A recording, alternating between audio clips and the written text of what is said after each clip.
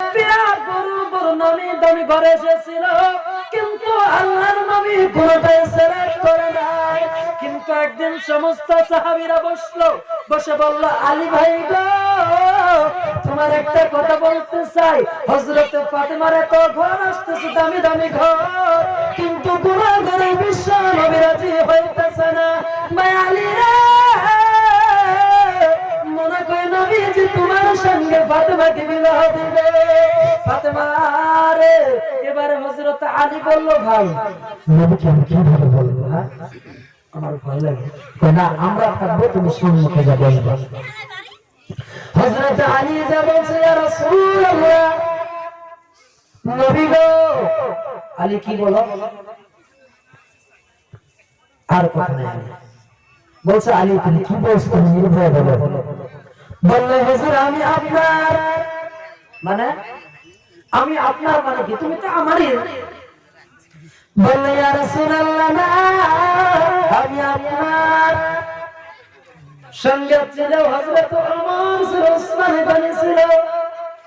ওসমান গনি আবার নারী, তো কি বলবে? ইশারা করে আমি তো নির্ভয় বলো, বিশ্বনবী কিছু বলবে না।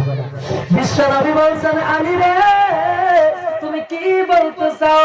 আলী রে, তুমি মানে হলো তুমি ফাতেমাকে বিবাহ করবা? আলী রে, না না না, আল্লাহর তরফ থেকে হুকুম হয়ে গিয়েছে। ও আলী রে, আমার ফাতেমাকে তোমার কাছে বিবাহ দিব।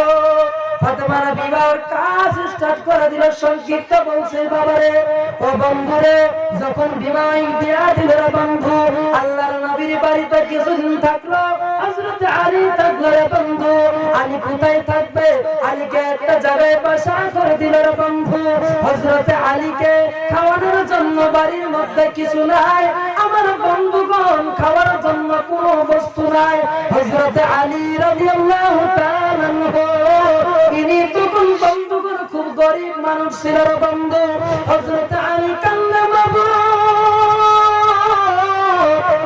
আমি আলী বিবাহ করলাম গো, আমি আলী কি দিয়া আমার ফাতেমাকে খানা খাওয়াবো?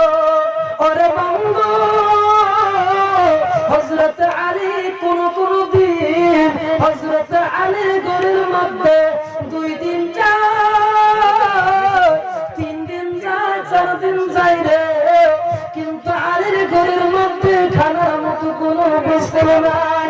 হযরত ফাতিমা কান্দে, আমি কি করব? 2 রাকাত নফল নামাজ পড়ে দোয়া করলো, কিন্তু হযরত ফাতিমা কোন